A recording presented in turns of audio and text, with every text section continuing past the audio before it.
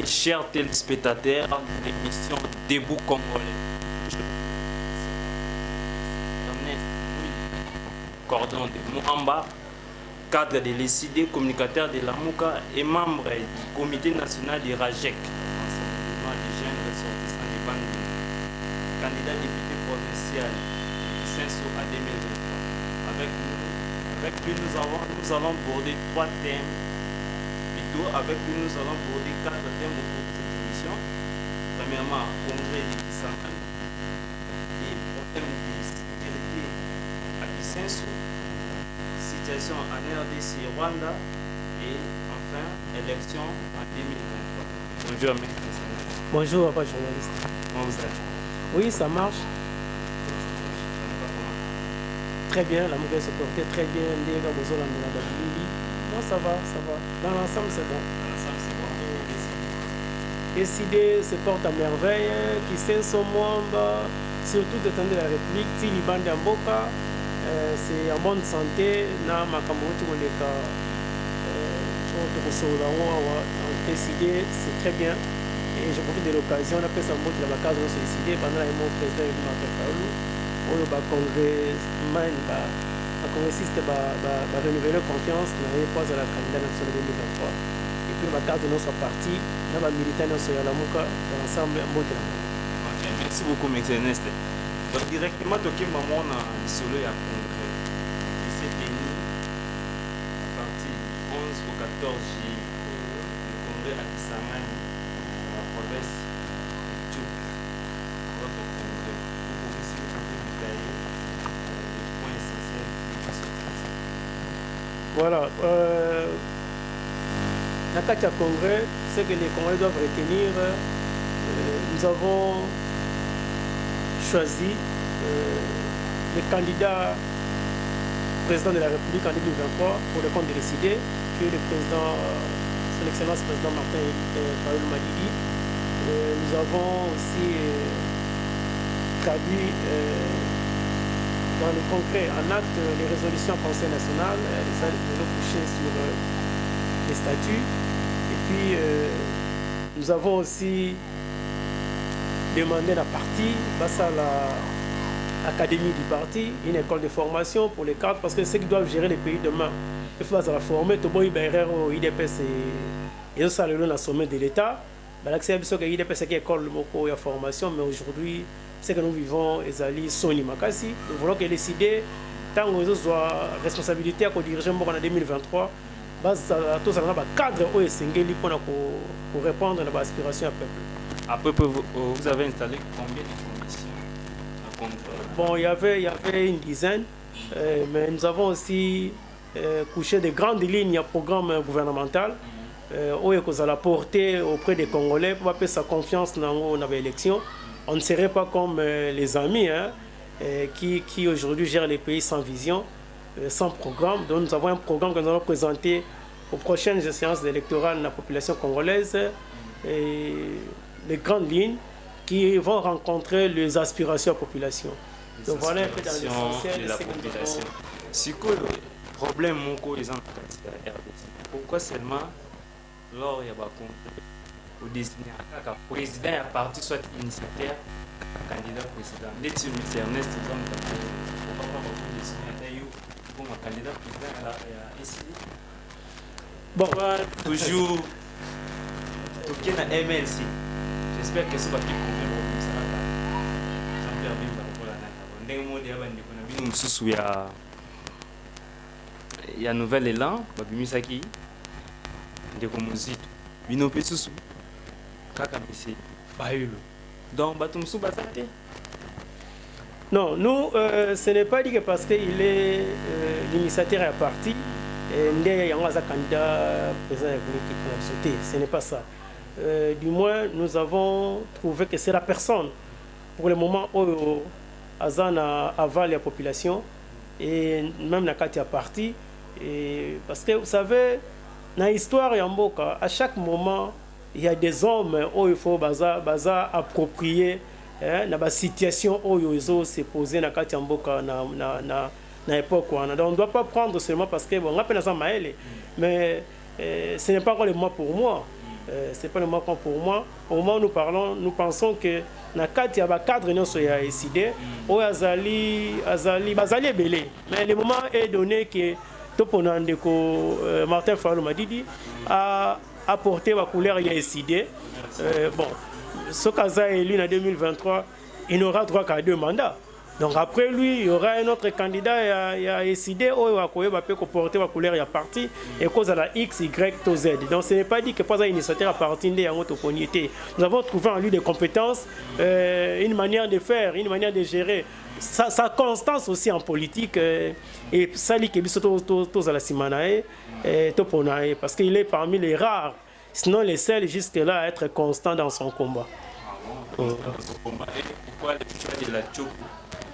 Choix de la Chopo parce que Chopo une province et puis sa ville, les chefs liés Kisangani, ils allaient ville où ils ont histoire makasi, ils ont marqué histoire makasi parmi ma ville, ils ont marqué histoire makasi nakati ya RD Congo, ils ont Kisanganité, mais Kisangani ils allaient ville d'abord notre premier héros Lumumba allait là par là, Kisangani ils allaient ville martyre, et puis guerre à 6 jours entre le Rwanda et l'Ouganda.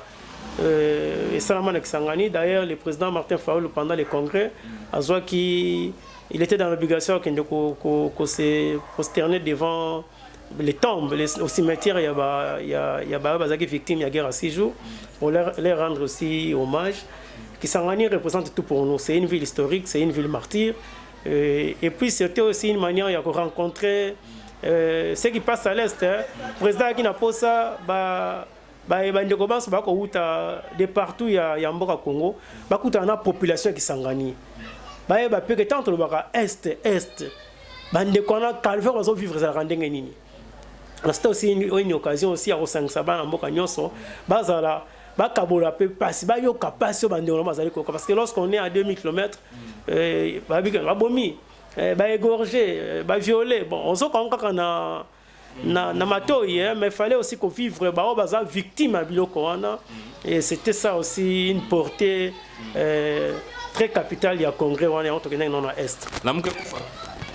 La Koufate, la Mouké Zali, les les coordonnateurs à la Mouka, c'est le premier ministre honoraire Adolphe Mouzito. Nous on est là, les réunions continuent, on est là. La Mouké Koufate Zali. Attente aux Alandais en 2023, alors que vous désignez Martin Fayulu, candidat président de la République, votre nouvelle élan va désigner Ndeko Mouzito, la candidat président de la République. À ce moment-là, comment vous allez? Bon, quand nous sommes allés à Genève, Ndeko Mouzito pas la candidate. Ba candidat, Kamere, Ndeko Chilombo, presque ba leader nyonso ya la Mouka ba candidat ba partenaire bango. Mais dis-moi, on se comprenait que l'homme de la situation c'était Martin Fayulu. Alors, même tant au Tambola, nous pensons que les images prouvent à suffisance que Tilelo, Congolais, n'a commis comme Moussous Namutu n'a été. Martin Fayulu. Oui. Là, vraiment, ils doivent être sincères. Ça sera justifié en 2023. Et on sera justifié en 2023. Vous même dans la primaire. Hein. Même si vous voulez que dans la primaire, on a compte opposition, vous verrez que c'est le président Martin Fayulu qui sera choisi. Parce que le peuple a manifesté, ils allaient déjà. Approbation totale que nous avons fait confiance en 2018. Il a été constant, il est resté constant dans la vision au représentant Kibiso. Et 5 ans après, on ne peut que renouveler confiance et pas une aille. 5 minutes par congressiste, $1 à chacun. Non, on n'a pas demandé aux congressistes. On a demandé à tous membres de l'ECD, il y a la Mouka sympathisant et à tout Congolais, oiseau porté combat, il y a Martin Fayulu. Pour l'établissement d'un vrai état de droit en Mboka, il pourra contribuer à $1 au plus. $1 au plus. Oui. Pour soutenir Martin Fayulu Madidi, candidature à président de la République. Oui, donc il faut être clair dans cette optique-là. Ce n'est pas dit que les CID manquent de moyens pour battre campagne pour la présidentielle et la législative en 2023. Mais nous voulons que ces Congolais en donnant quelque chose. $1 ou plus na campagne, na soutien il y a l'élection zoya, na leader on va porter à cœur, na ba député na pour nous permettre de prendre la majorité pour le niveau de l'Assemblée législative. va s'approprier combat. Parce que moi, même dans la vie, et le yo PC là quelque chose, ou en obtenir vraiment et réussir, parce qu'on contribue. Donc nous voulons que les Congolais puissent s'approprier ces combats, cette lutte patriotique, nationaliste, au président Eli Azak ont mené ensemble avec toutes les personnes de bonne foi. C'est simple. Ok, merci beaucoup, M. Ernest. Deuxième sujet de l'émission. Oui, ça problème sécuritaire à Kisenso. Résumé dans 2 secondes. En 2 secondes, tu vas retenir en 2023, avec le soutien de tout le monde, donc il a voté massivement. Le président élu, Martin Fayulu m'a dit, de renouveler confiance et pas Enaé, et plutôt voter massivement candidat député provincial national au Barzala na couleur naé, il y a parti politique naé, il y a regroupement politique et reporter candidature naé pour être Azala élu et pas à peine la majorité au niveau parlement pour Abmisambo quand la souffrance au Israël. Ok, merci beaucoup. Donc il y a un problème sécurité à Kisenso. Mais c'est Ernest Ozama Kisenso. Dans un monde à Kisenso, il y a Makila. La situation économique déplorable dans la commune de Kisenso. Le phénomène Kuluna basse en plein ici dans la commune de Kisenso. Tout le groupe comme Belia, Kuluna, Ngunza, Ukrainien, Russien, Arabe, Américain. Et tant que yo, vous avez un candidat député provincial à Kisenso, la proposition des années pour éradiquer Kuluna dans la commune de Kisenso. Bon, nous répondre à la question à des volets. Dans cause de la situation est s'empirer, mon collègue au papier qui sont pour une solution. Donc, dans les jours à venir, nous sommes en contact avec le bourgmestre Kisenso. Dans le cadre du conseil communal à la jeunesse de Kisenso, au total, qu'est-ce qu'il faut faire pour les jeunes de telle manière que un peu c'est vrai que c'est par manque d'occupation, c'est par manque d'initiative la jeunesse la situation nous a posée. Je ne peux pas comprendre que si je regarde notre commune, tous en vie sociale en deçà il y a moyenne. Alors je ne sais pas comprendre dans une commune comme Kisenso les parents avec le peu de moyens, avec le peu de revenus, on n'a pas si, ça il faut qu'on se le dise. Et puis on a un jour comme on machette, barre de fer, comme on côté les parents ou bango na bandako. Parce que vous êtes sans oublier papa ou aboti ou papa ou abotingai. Donc so côté nandako ya papa mususu ezaka nandako ya papa na yo monde mutu au côté. C'est ce qui fait que même les malédictions sur nous les jeunes les autres ont parce que papa ne s'appelle papa. Alors je ne sais pas comprendre cela. Alors j'ai essayé de regarder en face cette situation là et j'ai compris que c'est par manque d'initiative, c'est par manque d'occupation. C'est ça que notre jeunesse à un moment donné donc je vais voir les bourgmestres dans le cadre de sala projet de telle manière que manque d'initiative, manque de préoccupation, de charge et revenir dans les cas. Bien sûr. Tout est coulé dans la Constitution. Il faut tous être sincère envers nous-mêmes. Le premier responsable, comme la population congolaise, c'est l'État. C'est l'État qui a une grande part de responsabilité, je dirais même à 90%.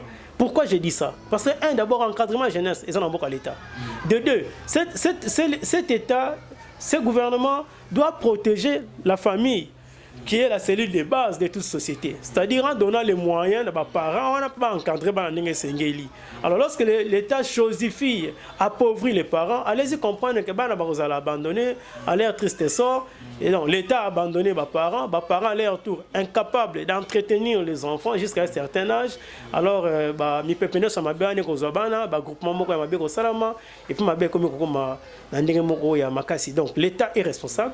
Alors nous devons aussi voir l'État wana toi parce qu'on ça la proposition et au besoin je proposerai même tout ça là état des lieux tout ça là assise moko boye tout ça va gêner nos questions tout solo na bango to préoccupation ba majeure zanini obinga na lobby et ça fondé mais to ka bango peut-être ba robaksa mécanisme na obiso zali nango dans l'ensemble to me comprend là avec les peu de moyens que nous avons qu'est-ce qu'on peut apporter comme solution dans cette jeunesse là en attendant que les gros moyens et comme attend tous na ba responsabilité mususu. OK, dimanche avec les bourgmestres et ça n'a pas implication de la police. général soit. Bon, au niveau de la commune, nous allons voir le peu de moyens au baron disposer, même sur le plan sécuritaire. Au cas contraire, nous allons faire appel na district, quand ils allaient accompagner dans ce que nous faisons là. Parce que occuper politique, aux allons d'accord, on a raté. Tant que vous habitez qui sont, problème insécurité on est au matin, midi, soir. En tout cas, au oui. Et des fois, et comme il faut tambola, on y a nous, on coûte un bagage, on vient tout encadrer. Pourquoi encadrer? On est dans la libre même si c'est vrai que oui, c'est vrai qu'on est un peu menacé. Alors, eux aussi nous protègent comme leurs porte-parole, leurs défenseurs, mais du moins, nous devons nous sentir à l'aise dans l'entendre l'élection sur un moment. Voilà, donc je suis pour tout qui sont ceux qui m'attendent na kumbu na cause na ba inquiétude pour na matanga parce que moi je suis yangomba ou bien un régime moyen que des athées moyen que des ambezate non c'est pas sérieux. Donc voilà un peu les problèmes. Chaque jour on a zozoa ba doléance ba parents que ba leki na bino ba lekisi bazo kabisote donc ça ne va pas. Donc, victimisation commune de façon impossible, règlement des comptes de façon impossible. Mais allez-y comprendre si les jeunes de Kisenso sont menacés avec Tumba cabine ou ils ont fait ça, l'otili qui n'a Kisenso. Donc, vous comprenez que tu as supporté ce bloc. Est-ce qu'on a une méthode au Bogozoa, au cours il y a 6 ou au Bogo organisé dans les jeunes, dans beaucoup mestre. Ce qui est, après utiliser méthode, utiliser force contrainte pour nous organiser. Bon, Balobaka, qui veut la paix prépare la guerre, et puis la loi dit, mais c'est la loi. La loi dit c'est la loi, c'est ok, il y a un solo là et simbité, mais dis-moi tu solo là. Naza vraiment. Naza convaincu que avec mon expérience, il y a enseignant, il y a encadreur, il y a jeunesse, tout solo là. Mais bon, on a dit que ceux qui vont réussir et l'eau qu'on a des bombes à retardement aux salama. Oui, les remarques qui sont sortis dans comment on vit. Bien sûr, na wana moi bana moya mikie boyi. Bako tele misayo, papa mukolo basali yo mabe, bako ko kanga moto, bako ko kanga moto ka ba botole mbongo donc c'est vraiment déplorable. Ceux qui boutique, ceux qui vont réussir étaient dans la 6 bon, ce qui est vrai, c'est quoi? Et c'est une politique générale, il y a oui. Ce qui est vrai, comme on dit, au-delà, il y a aspect sécuritaire, il y a aussi l'aspect économique, je dirais même sur le plan, il y a finance qui dérange. C'est-à-dire quoi? Papa, Azana le pan on a qui a combien de pays? Donc, 3-4 portes. Et qui vient habiter, alors, ils sont victimes de Kuluna. Vous savez, conséquence, moi je vois des locataires quitter, qui sont puis partir. Mon papa, on a déjà, le fait de attaquer les locataires, déjà pénalisé Makassi. Donc c'est un peu ça. Donc nous avons des problèmes sérieux aux autres qui sont entre autres l'érosion, les alités, courant, bamaï. Alors, nous sommes en train de souci de l'insécurité et on peut se passer. Et puis nous allons aussi chasser d'une manière indirecte, investir même dans les moyens, des boutiques, des pharmacies, tout ça dans la commune, alors que vous avez parce que vous avez la victime, il y a l'exaction, il y a la visite, il y a les qui ne sont pas donc nous allons parler avec eux, comme contribution à Kisenso pour le développement à Kisenso parce que nous devons rattraper un grand retard que nous avons par rapport à d'autres communes. Alors, jeunesse, Ezali, énergie, il faut utiliser dans le bon sens. Batika pour utiliser ma casse dans le mauvais sens. Ok, merci beaucoup. Profitez du micro, on a vu ce que ça appelle dans la police pour l'éradication totale de Kisenso. Merci. Je demanderai à commandant et à souci de la police. Batika camaraderie, batika commoné, mabe balek bako sala, bate balek c'est côté. Ce qui veut monnaie senge te bo sungale qui na ndenge ya mobeko pour a changer, bo sala yango na ndenge sengeli. Parce que votre contribution vraiment ezali très déterminante pour éradiquer l'insécurité dans Kisenso et mettre hors état de nuire les que bazali ko sala makambo zali ko sepisa botité pe habitat ya Kisenso et na bourgmestre azala très ouvert na ba idée to koya nango pour être to mais un peu ko redonner l'image ya Kisenso où ils allaient vraiment terni avec le comportement où ils allaient kotambola effet contingent na to baki kono na Kisenso te uti bangaba et uti ba masina bani lelo Kisenso c'est parmi ba commune et commune donc quand on uti kotanga ba kombona les appels na malan minute donc je lance un appel très patriotique na jeunesse tous en posa énergie na bino na ba projet tous en ngo na makanisi tous en pour développer Kisenso et non pour bozora machette bon ndako kataka bato. Une chose encore balobi kaba emba kuluna na osutuka a commis policier a comme ça éclaireur sans formation ils appellent sous la base d'insécurité. Bien sûr, bon il y a un vrai problème dans tout ça. Ils ont ba ndeko mususu bazalaki ba kuluna ba côté la police na ba souciat. Alors conséquence zali kazana numéro matriculité aza afuta marana l'état il faut me futa yemoko. Alors les commissaires au baza ko gérer ba sous commissariat wana boza un peu na bo moto bo respecter serment na bino ya policier parce que mon toit qui na machette on peut essayer mundu qui allez y comprendre on ni okoma ngamoko le 10 novembre dernier azalaka victime ya kuluna parmi les 20 éléments à côté de la ndanga boto la biloko il y avait 3 policiers en tenue allez y comprendre donc on a essayé même de me montrer les policiers. Bon, jusque là, na reproché bango na ndenge ya boboto. Mais ce qui va comprendre que na yebi bango batika biloko wana. Parce que je veux aller plus loin na bango mais ils ont tout mususu oh il y a des bonnes fois mais c'est un bon comme yo zo ko lingosala makambu bato bayokana bazana nzela chana nous nase pour les attaquer que aux utiliser méthode pacifique et puis côté aux que net na règlement des comptes donc c'était ça. Donc les policiers ont un grand rôle à jouer et puis beaucoup de ça va police parce que va pour la réputer bon la passer à Moutou avant de enrôler dans la police. OK, la police vous avez un grand rôle à jouer pour l'éradication totale du phénomène kuluna à Kisenso. Les OP ça passe. Donc à partir de là, il y a 20 ans qui sont comme mécano qui tambola bipa na bipa été aux à la circuit. Donc bana qui sont sous bazon comme fort pour un problème. En tout cas, politique sécuritaire ya moka faut se sentir au niveau de la population. La population zo vivre na ba inquiétude mon total. Donc ba kondi boyoka mbela oyo ya monsieur Ernest Mouilou membre de la moka. Avant dernier sujet l'émission de Bissou où ils allaient situation il y a RDC à Rwanda. Enfin M23 soit Rwanda et Ibani Kayim M23 sous diplomatie agissante à Félix Tshisekedi.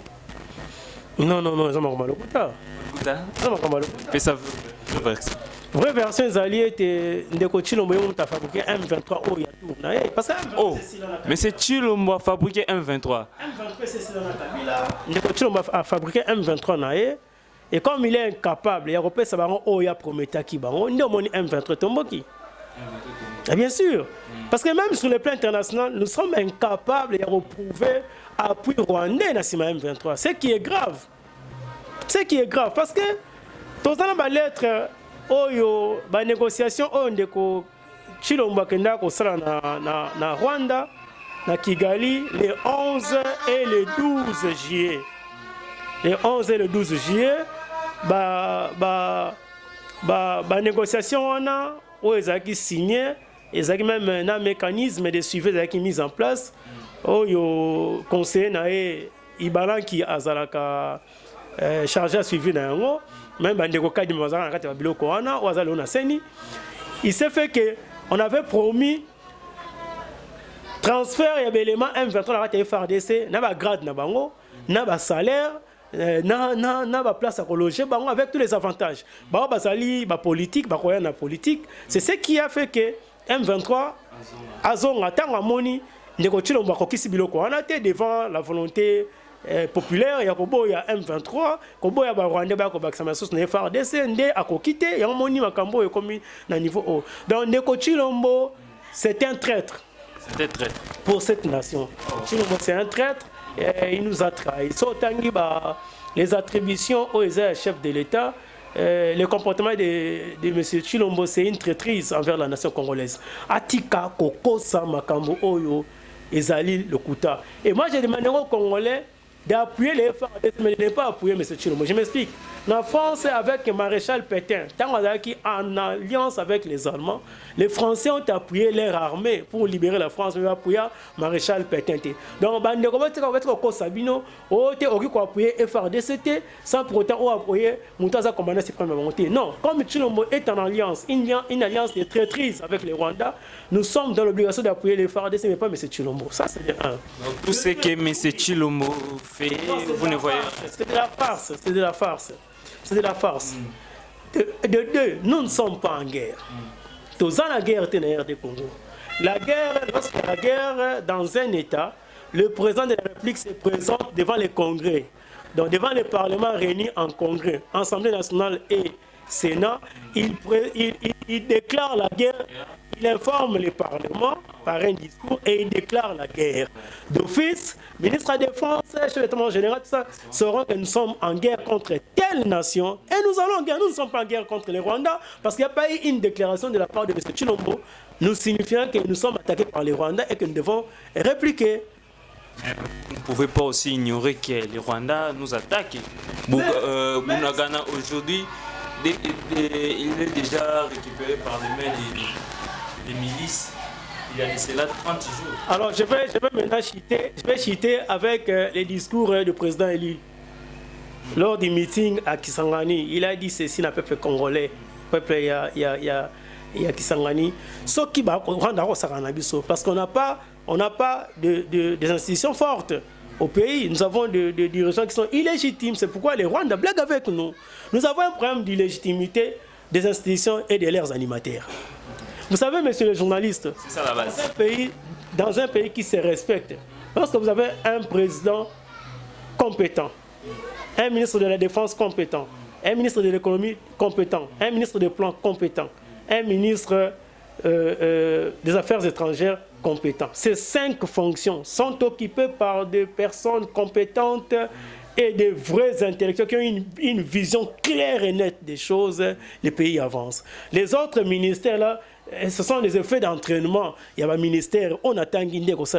Et aujourd'hui, quand vous voyez, c'est que M. Tshilombo au sommet de l'État, on a des institutions faibles et on cherche à avoir des animateurs forts. La présidence de la République est faible. La présidence est faible. Le gouvernement est faible. Les institutions, les parlements, les sénats, l'Assemblée nationale sont faibles. Ce sont leurs animateurs qui cherchent à se des forts. Et ça, c'est pas normal dans un état de droit. Vous parlez trop au niveau de la Mouka, mais vous n'avez pas quelque chose à proposer pour la paix à l'Est. Comment pas. Donc, Martin pas. Juste à l'Obaraka, nous sommes comme président, nous sommes comme président, mais ça, on peut attendre. Colloque mon copropriété, dans mon université, mon copropriété, vous bénissez si étudiants, bateau maïende. Oui, ça va me clair. Nous sommes commis na bukunzi, amboko na lukaka. Talane na kosili, ça vous pèse pas piste de soli. Tout ça, tout le monde na lukaka, tout ça na biso na congolais, oh attends, pas ça capable de aussi ça. Tout ce que moi les là.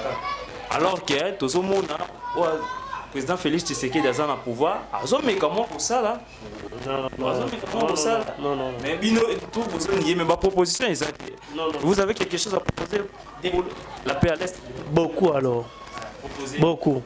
Nous l'avons déjà fait. Nous avons dit ceci. Quand nous étions dans l'opposition, nous avons étudié échec Yandego Kabila et Zaliena et Lokobo. Alors qu'aujourd'hui vous êtes en bloc pas. S'il vous plaît. Laissez-moi finir, non? Okay. On a proposé 4 ans d'Iran, au pouvoir, je peux te ramener des documents. Plus de 3 fois, nous avons été dans CEPAS, en face à l'Union étrangère, chez les catholiques, faire des propositions. Nous avons fait des propositions avant que l'état de siège soit installé. Par rapport à l'armée, par rapport au domaine sécuritaire, nous avons fait des propositions. Nous avons fait des propositions avec la Cour constitutionnelle, avec la loi électorale. On fait des propositions. Mais comme c'est un régime des incompétents, des médiocres, vous comprenez? Ça va, en réalité, des années, c'est ça le problème avec l'universitaire congolais, pas intellectuel, parce que dans ces pays, nous avons un vrai problème d'intellectuels. Nous avons des universitaires. Et quand vous voyez l'Union sacrée, c'est plein d'universitaires. Les Bati, les Mbosso, les Sama sont des universitaires. Mais ce ne sont pas des intellectuels. Nous avons dit ceci. On ne peut pas.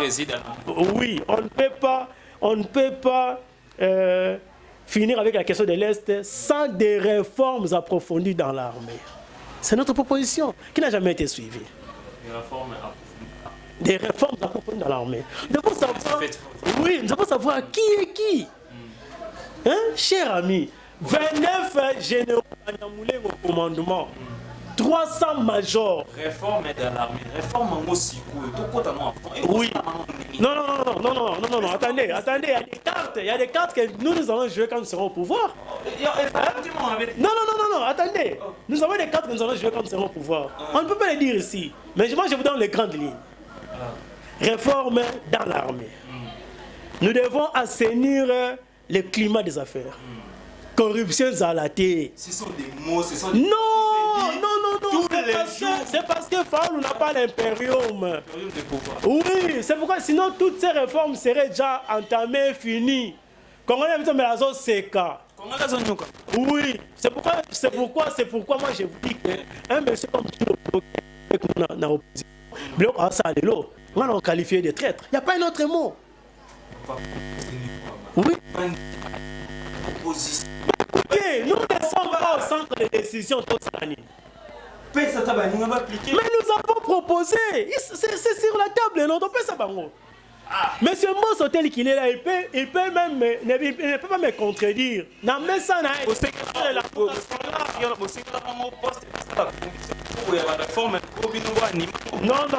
nous avons dit ceci. Les institutions telles que nommées par un déconnant Ngana Basengezi, restez là-bas. On ne fait pas un problème. Mais mettons autour d'une table par consensus pour sauver le pays. Ok, pour sauver le pays, il y a et nous jamais proposé de faire des propositions. Même à l'Union sacrée, aujourd'hui ils sont la majorité. Tant qu'il y a l'Union sacrée et Sali va revoir même la carte, il y a la loi organique aux dirigeants. Aujourd'hui il est vice-président de l'Assemblée nationale. Combien de propositions de loi on a compté IDP? Zéro, maquillé la pamba. Mais nous avons déposé la cahier des charges, on a monisque Zali. Nous travaillons à décider, on ne ferme pas l'œil, nous travaillons. Parce que nous savons que demain nous allons prendre le pouvoir et nous retirons à côté du pays, les alliés. Donc nous sommes comme nous sommes, qu'est-ce que les Canadiens placent de Kabila qui est Vous comprenez? Nous avons fait des propositions dans la Bible, on va qu'on s'abinoter. Et ils en sont conscients. Kobo ya Koyoka. Deuxième élément, nous avons dit ceci, il faut revoir notre politique extérieure. Ce qui n'a qu'à tiboza ma cité, libanda bago abinoter. Lorsque M. Tshilombo se présente dans toutes les conférences, forums sur le plan international, il se présente tête courbée parce qu'il a gagné l'élection, tu as été nommé. Ça, c'est un aspect qui dérange. Je vous dis, c'est un aspect qui dérange sur le plan. Il y a crédibilité à mon constat en Libanda. Alors que le RDC ont flotté. Ils ont flotté wapi. Est-ce que Ndeko Kabila est en zone ambassadeur n'a rien chassé? Ce pays n'a jamais été sous embargo diplomatique. Il ne faut pas tromper les gens. Nous voyons. N'a pas l'ambassade peut-être bien ici à Israël. Alors que Ndeko Kabila, on peut combattre parce qu'on a la mabé. Mais dis-moi, nous avons mis M. Kabila ici tenir tête même dans l'Occident à Kanginda où il y a espace Schengen à Bangotanini. C'est ça la souveraineté d'un État. C'est ça la souveraineté d'un État. En politique étrangère, il y a M.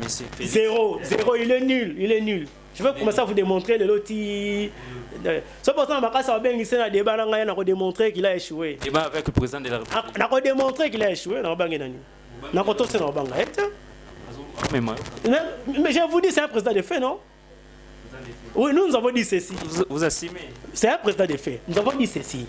Malgré façon yo komeliona. Pour dire que nous comme qui on ne ko fa lutika, il pas un congolais, pas un déconabiso, nous avons dit bah OK, c'est bon. Président parti États-Unis à Lobana limbisi baeban so selenga mabe. C'était une façon de dire quoi? Nous on entend 2023 diriger. Toloba sous-souté. Oh, ton nom bloqué, tout ça dit Toloba sous-souté. Et maintenant 2023 dirigé alors que bozole la sous likambo va ko to ozala sujet na biso suka bozole la likambo ya ba élection. On va arriver. Donc le frère de l'Est, nous sommes de cœur avec vous. Mais ce qui est grave, nous allons regretter, nous regrettons que comme 2023, la question de l'Est trouver solution. Ce qui est grave, d'après les informations que nous avons, hier on a accusé Kabila de tout. Est, c'est Kabila. C'est Kabila parce que c'était lui le commandant suprême, il y a FRDC dans la police. Le commandant suprême FRDC. C'est bien lui. Soki ndeko Kabila aboma ki Rossi Chimanga. Ndeko Chilombo aboma David Kalala. Oui, David Kalala. OK, c'est Chilombo qui l'a tué. Parce que le lot web sanga nini. Ezalité ndeko Kabila mutabeta ndeko Rossi Masasi. Makufa na régime anani. Ya ndeko Kabila non. Bon ya biso membre décidé David Kalala, martyr à la démocratie. Akufi na régime ya ndeko Chilombo na bomie. On a tout au pays à président Martin Fayulu, ceux qui un jour allaient lire. On a ces apportés dans le En tout cas, je vous dis que vous ne trouverez pas de morts avec nous. Vous assumez. Vous ne trouverez pas de morts avec nous. Vous êtes trop jeunes, même si nous avons assez de moyens. On nous a une émission dans Salaki, on a le on compare aux autres Salama, au Monique, c'est identique. Pas de morts lorsque Martin Fayulu serait au pouvoir. Pas de morts, mais tolérance zéro contre la corruption. Voilà qu'on pense en amoté. Ok. Si Koyo, sommet des partis de Luanda, RDC. Voilà, on est dans le tourisme, mais nous retirons le tourisme. Il y a un tourisme. Ici, fait des routes, moi, bien. Fait des routes, moi, bien. Je vous dis sincèrement, mon Mboko, s'il vous plaît, mon Mboko, ce qui est congolais à la 2023, élection après ne retirons pas Kende, c'est une erreur grave. Nous retirons pas Kende Lelo. Vous appelez la population à la révolution? Nous retirons pas Kende Lelo. Sri Lanka a bien président, à ça, ils sont. La population n'a pas présidentielle. Monsieur le journaliste, tu as une année, il y a présidence et l'Union africaine. Mais c'est un résultat. Nous avons droit à tout le mitunate. Résultat, merci. Ok. Crise, une année, il y a des coachs comme président de l'Union africaine. 4 coups d'État en Afrique. Cela justifie quoi?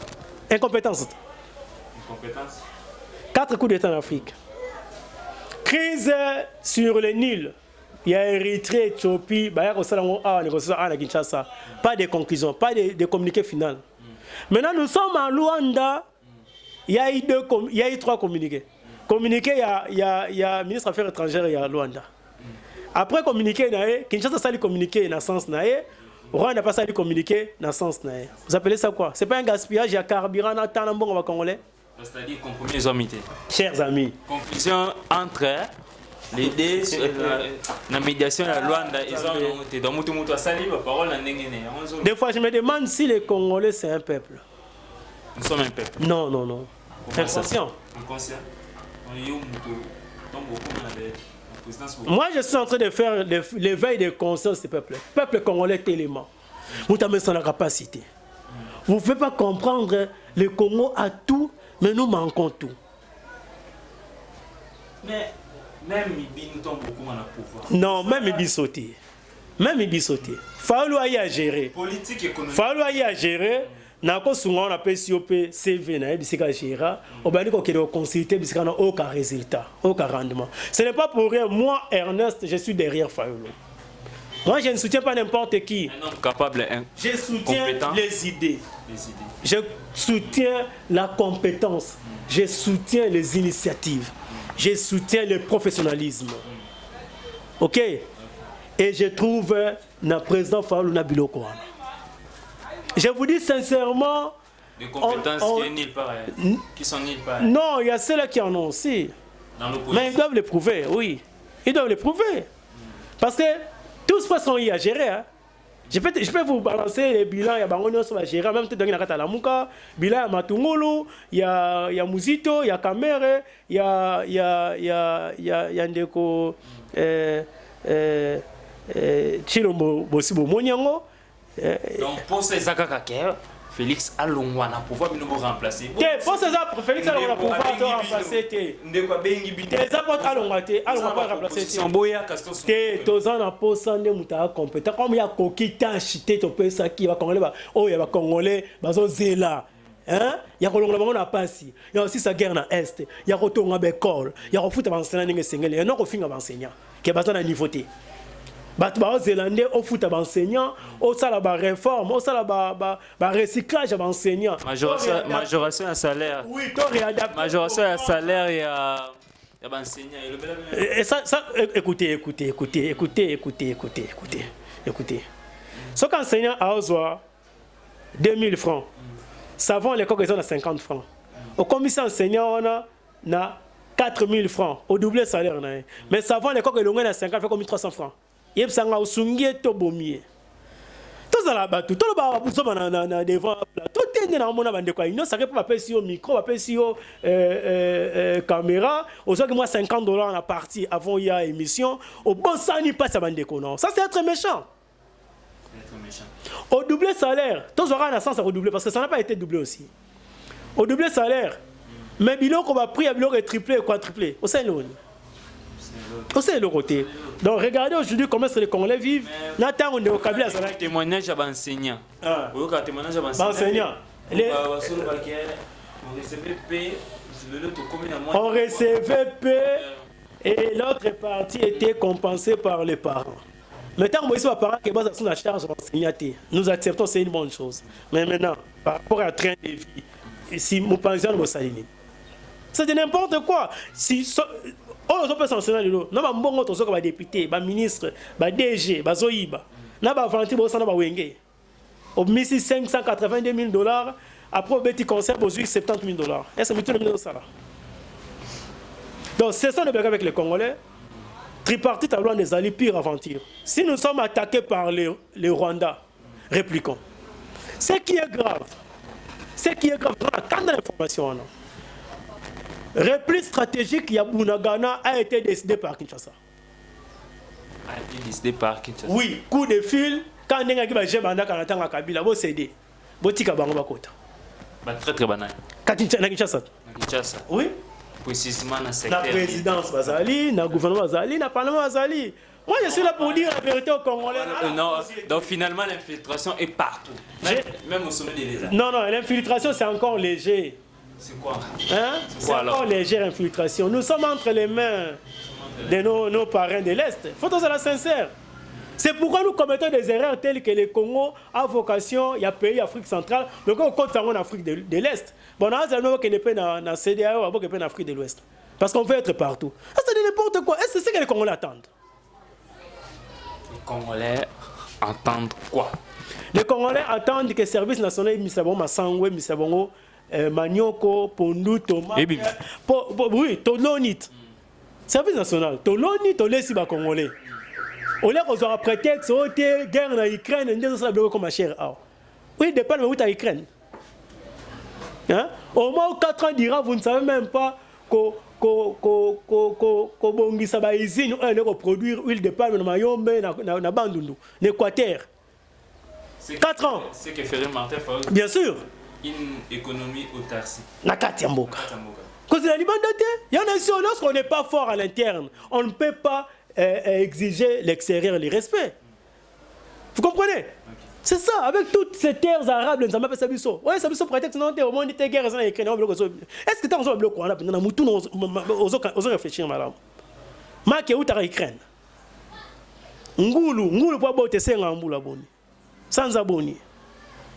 Petit bétail, au ça, on va congolais balia. On est pas que ça la aventure, il y a aucun kangisambon, on a des poissons de mer en Namibie. En tout cas, point de vue personnel, jusqu'à là, opposition, majorité, ni. Dans un monde, toi, ça va capable d'être, hein. Point de vue. Martin Fayulu tozoyo kai avant c'est la biso intellectuel a expliqué bon ce qui a du pouvoir. Imaginez que Martin Fayulu lelo to lobby a du pouvoir a tiki biso a profit maele nyonso ya Martin Fayulu wana équilibre. Imaginez. Non, moi je pense que on ne peut pas être un grand leader sans pour autant causer un petit leader national. Il n'y a pas de succès sans successeur. Oui, le Rwanda a avant sa président Martin Fayulu, on a ça. Hein? Ok, donc on est dans une école. Oui, quand le congrès demande à ce qu'il y ait une académie du parti, c'est pour d'une manière officielle. Mais d'une manière officieuse, nous sommes bien formés. Comprenez? Donc le président Martin Fayulu, une fois élu, à président de la République, à ministre économique, à ministre des Finances, à président du Parlement. Donc, il y a parti, il y a regroupement, il y a des gens qui vont assumer la fonction pour accompagner la vision. Parce que la vision doit être accompagnée. Malheureusement, avec Ndeko Tshilombo, quand il est arrivé au pouvoir, il a nommé la vision au IDPS. Parce que Ndeko Tshilombo, c'est la vision IDPS. Il faut que l'IDPS tout le monde pense. Et sa vision, il y a un master dans la diaspora, dans mon poteau, Kata Chana Poche, et Riango. Imaginez ce que Martin Fayulu a pris le pouvoir à côté de la même situation où Ndeko Félix Tshisekedi, le président de la République, à côté de la laquelle par exemple? Situation de la coalition où Boloba Kiki, où Sengakaye, article coalition pour Binouboya Boussangana. Situation par exemple. Si on n'a pas la majorité au Parlement, oui, mais on va créer la majorité avec un programme et un chef de l'État. Le problème est que Ndeko Tshilombo n'a jamais eu pas une violation de la Constitution. Non. Vous créez une majorité, mais il va discuter ce programme avec le Premier ministre. Le vrai problème, c'est quoi? Tous à la sincère. La majorité oui, tous à la majorité parlementaire. Comme on n'a pas une majorité parlementaire, il faut créer un parlement, non? Avec des regroupements qui ont des députés. Donc, mais nous allons discuter en fonction. Il y a un programme où le président Martin Fayulu a été élu. Le vrai problème est que Ndeko Tshilombo n'a jamais eu de programme concret et clair. Ce qui a fait que même temps on a l'union sacrée, Ndeko Bemba a un cahier de charges, Ndeko Katumbi a un cahier de charges, et on a même Katumbi a Sinikaki, et on a Kabound a Sinikaki, parce qu'on a imposé dans Ndeko Tshilombo parce qu'ils n'avaient rien trouvé sur la table. On a un procès à 100 jours, Ndeko ya INC à la vérité. Que tant que nommé Ndeko Tshilombo, Ndeko Kamera bengi ba cadre ya INC na ya IDPS ba comment oluka osala programme. Il n'a jamais eu de programme. Ta campagne sur un slogan vide le peuple d'abord, état de droit. Mais quand vous demandez au cadre de l'IDPS, aujourd'hui nous sommes dans l'union sacrée. Vous êtes dans l'union sacrée, quelle est la vision du chef de l'État? Parce que c'est état de droit. État de droit c'est quoi? Oh, c'est la vision du chef de l'État. Quelle est la vision du chef de l'État? Oh, c'est l'union sacrée. L'union sacrée, c'est quoi? Oh, c'est la vision du chef de l'État. Donc, vous comprenez que ce sont des gens qui ne comprennent même pas le Bazoloba. Nous avons un programme. Investir dans l'homme congolais. Parce qu'il faut investir dans l'homme. La première ressource humaine qu'on a, c'est l'homme. On va investir dans l'homme. On fera de cet homme-là menuisier, on fera de cet homme-là agriculteur, on fera de cet homme-là maçon, chauffeur, ingénieur, médecin, oazo futa mamalamu, asa msranenge sengel, afuta malamu, kanyake zate, corruption zate. C'est comme ça qu'on va construire un état de droit, un vrai état de droit. Il y a un mot net de quoi sacré. OK. À part ça sous problème de tribalisme. Oh bon, les plus tribal aujourd'hui c'est ce qu'il dit hein. Il n'est pas tribal. Si, il est tribal. Si, il est tribal. Il est tribal. Non, cher ami, il est tribal. Je vais vous le prouver qu'il est tribal. Je vais vous le prouver qu'il est tribal. Je vais vous le prouver. Je vais vous le prouver. Tous les ministères régaliens, dans le gouvernement de Kosama Lukonde, ils ont un espace kassaïen. Oui, économie, défense, intérieur, sécurité, affaires étrangères, finances, économie, banque centrale. C'est entre les mains des Kassaïens, grand espace Kassaïen. Ils sont tétés là, ils sont Louba, Loua, tout ça, mais c'est l'espace Kassaïen. De deux, quand vous regardez Mbosso aujourd'hui, le Parlement, c'est une caisse de résonance pour Félix. Ils ont joué rond dans le Oui, ministre de l'économie. Oui, que le Parlement va destituer. Moi, ça défense seulement. C'est au cas ça démissionnaire. C'est quel type de pouvoir? Bon. Comme tu sais qu'il gire que par son ministre là, malgré les décisions, il y a un ensemble national de quoi il sert. À démissionnaire, il est toujours là. Par contre, ça me dit que c'est un tel qui joue l'intérim. On a bagé. Donc nous sommes dans une république où nous sommes allés fixer sur le président de la République. Il y a longtemps que nous avons marché, nous aussi nous disons que c'est bien lui. S'il y a eu trahison, c'est bien lui qui garde ces traîtres-là. Moi, qui a un parlement, dans la liste, député, trahisseur, dans les groupes armés à Est. Mon liste, on a-t-il là? Priorité, c'est vraiment question STL, problème sécuritaire, où ils ont posé le niveau qui est chité dans le sujet où il y a un acteur politique. Il y a un acteur politique dans la population.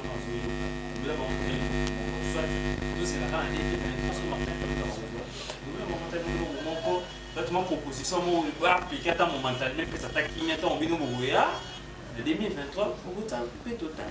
Bon, conformément à l'article 63, chaque Congolais a un droit pour protéger Mokanae. Je demanderai aux frères de l'Est de continuer pour défendre Mboka en termes de groupe d'autodéfense populaire. Parce qu'il ne faut pas compter avec l'état de siège. L'état de siège, on a envoyé les anciens rebelles qui savent comment est-ce que les gens se jouent. Parce que tous ces généraux qui sont dans Ituri et dans Nord Kivu, qui sont anciens rebelles. C'est vrai que la réforme en armée est combien d'années? Une réforme tout au plus 2 ans. Tout au plus 2 ans. Imaginez qu'est-ce que vous avez en pouvoir en 2023. Si 2025, vous êtes s'il vous plaît. Oui, c'est une très bonne question.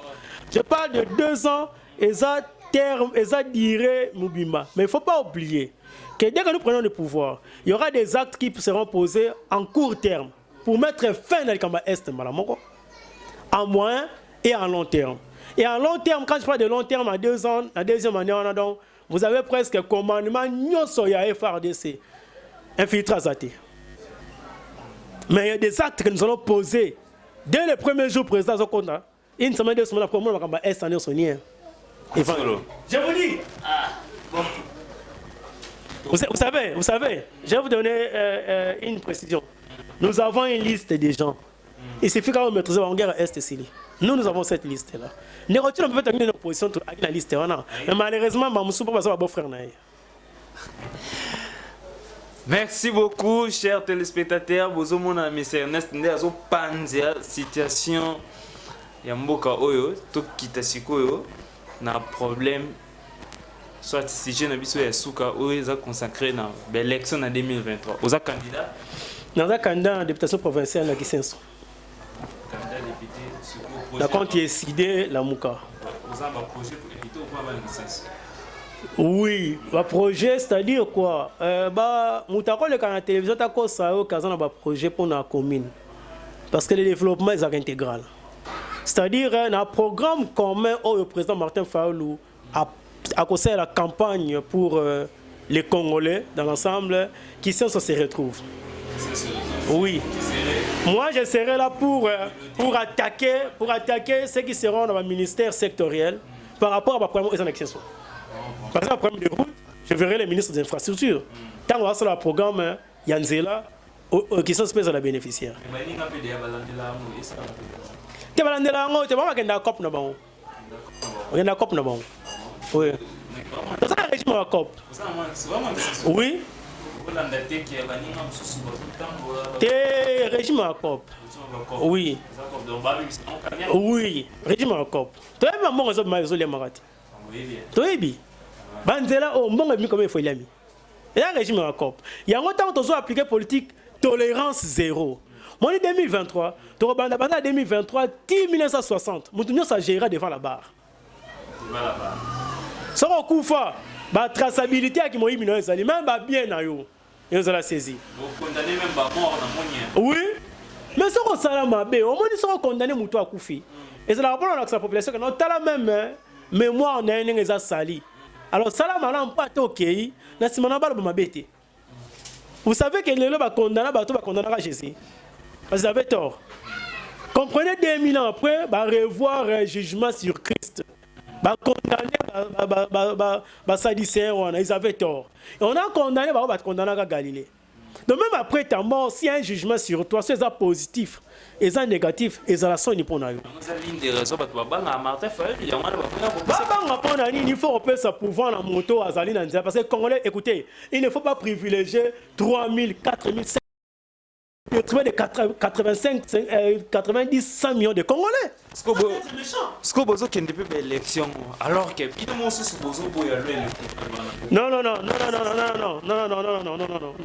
non. Parmi les clauses, journal officiel, je sais, parmi les clauses autorités na Kisangani, c'est dire aux Congolais que boycott est la ligne de conduite décidée. Nous serons partie prenante aux élections. Oui. Et nous allons gagner à tous les niveaux la main haute. Seulement, le président Félix Tshisekedi malgré toute la machine à voter. Nous irons aux élections. Parce que les cas adverses n'ont pas de bilan. Allez-y comprendre, Algérie a 15%. Algérie est au PMB. À 15% d'élection. Non, si. Le monde entier va y être. Mais, quand il y a un sacré oyo et nommé. Mais quand on dit que c'est la vérité, ça c'est un 2-2. Ce qui est une nomination, tu as gagné. Négocier le maboya à Malonda point. Ce sont des questions que les Congolais doivent se poser. Pourquoi Boya Malonda? Ah oui, je demande aux Congolais, mais je les réponds aussi. Parce que Naza n'a droit à informer Bango. C'est une obligation pour moi et Bango a droit à informations. C'est un droit pour eux, moi c'est une obligation. Ok. Négocier le baboy de Malonda parce qu'il y a une carte, il y a tricherie, il y a nomination. Et que comme on est dans Mikoloya, en contact avec le maître à Malonda, Ndego Kabila, à Banga que Ndego Malonda a sanctionné en 2023. Non. Donc, nous savons tout ce qui se passe. On a organisé la fraude dans le électorat, dans la Cour constitutionnelle. Malgré tout ça, par respect aux Congolais, nous serons partie prenante aux élections. Mais nous allons prendre la communauté internationale et nationale à témoin de tout ce qui se passe. De telle manière que non glissement à la tête, changement constitutionnel à la tête, et que les élections aient se passer d'une manière apaisée, transparente et puis démocratique. Ce que Salamine Dengue, les mots d'ordre ont été déjà donnés par le président Faoulou à Kisangani. Ce qui a vendu Salami congolais à Kobimana Balabala, à réclamer comme tout peuple démocratique, réclamant victoire partout dans le monde. Mais surtout la formule la première à BBT.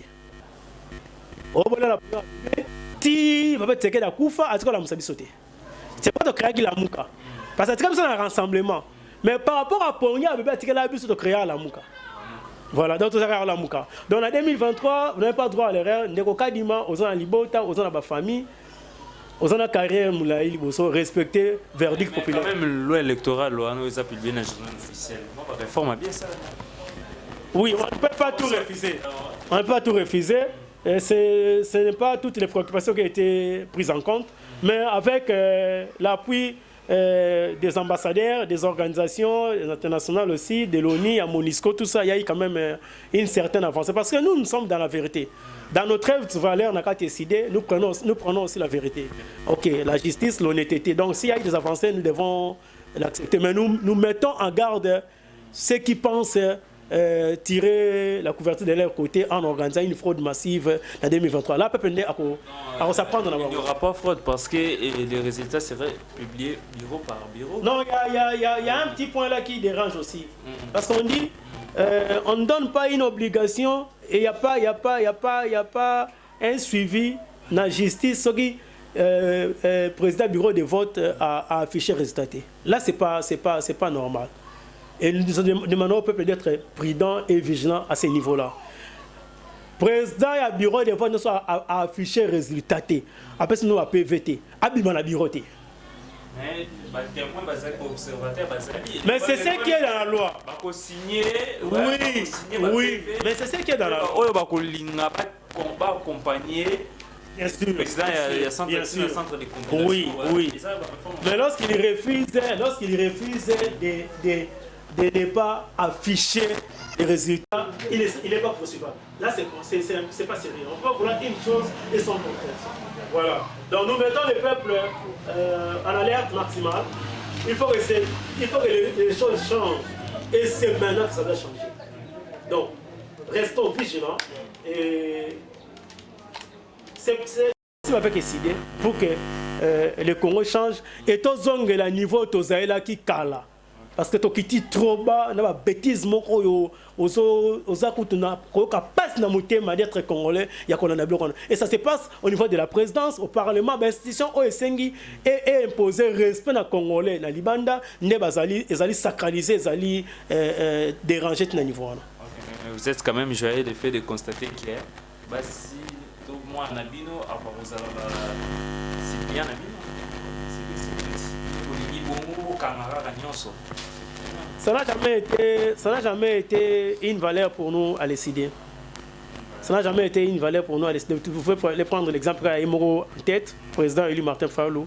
Les deux suppléantes, même la regrettée Charlotte Massiala, paix à son âme, même Betty Ngadima, suppléante,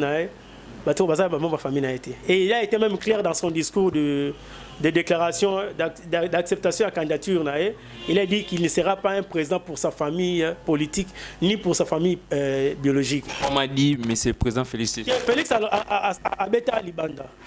On en a dit sur le Bossoté. Abinaza président Baloubaté. Qui s'excuse? S'excuse, non? Maintenant, vous ne verrez pas les cousins, les frères, les petits-fils du président Martin Fayulu occuper les postes.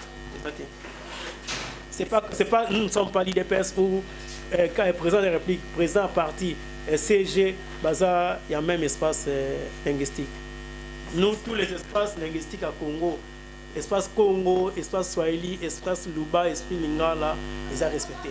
Secrétaire général, il est de l'espace Kassaïen. Oui, il est vice-président, maman vice-présidente de l'Est. Maman Chantal. Non, maman. Votre maman Chantal Azali, secrétaire national chargé de communication. Espace. Oui, le grand Bandundu. Bon. Prince Penge. Oyo, Asimbi, la Mouka na communication. Kassai.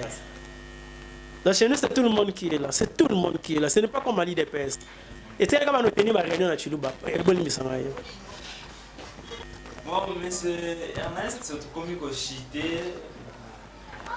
Si c'est émission à Bisso, nous passons sur moi quelques mots pour l'Italie, l'élection 2023.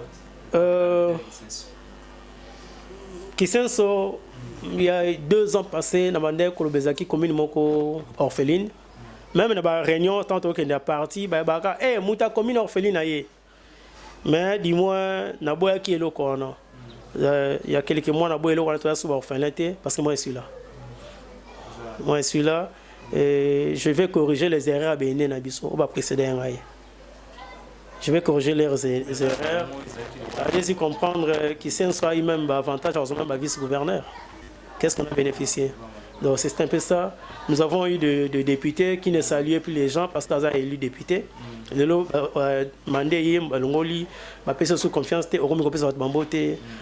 je vais corriger les erreurs et puis Nakoya qui s'est souffrir dans alors nous avons beaucoup plus de vocation dans le centre des métiers.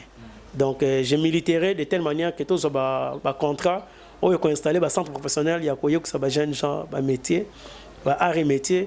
Et cela est derrière même balai qui n'a pas besoin de la mine et etc. Ce sont les voisins moyens. Je suis formateur. Je suis depuis 2005 dans un enseignant dans l'école à Kisenso. Et ben on attend que ça va bien. Baby au Nazali, au Naibisa Bango, on peut le bamon dans la même ligne de conduite. J'ai été à Mampia, j'ai été à Dokolongoma, à Mundingu, j'ai donné cours à Bana Kisenso, Baby ligne de conduite nangaye. Donc je demandais à la population Kisenso, tous à la INI, total va passer à bateau. Tout les opportunistes. Ce sont les opportunistes, les bazar au sala qui tout les racisme, tout ça marche bien à Bango. Plus question, il y a au sala aventure, na urne, na moto de sa confiance. Donc, il y a je me porte garant et naïs ba on soit appelé une chance en 2023 ba nous allons ba na combien candidat naturel na bon. C'est pas c'est mon nous terminons notre émission ce qui vous pèse mais c'est Ernest Mouilou cadre SID communicateur ya Lamuka confiance à boutique à la candidat naturel na bino bana kisenso ça qui plaisir ya koyamba bino na émission ya ezaki plaisir ya koyeba ke bozaki belé liboso ba poste téléviseur na bino kolanda émission na biso debout congolais auto tikaka mutu à s'exprimer en toute liberté ne kaka bolandi ne connaissent à lobby parce que azan a droit en tant que citoyen à loba makambozo les kanambo bolandi émission au CPLI s'abonner à la chaîne Nabiso et espace César réservé pour Nabino Nossa. Merci beaucoup, bonne journée à tous.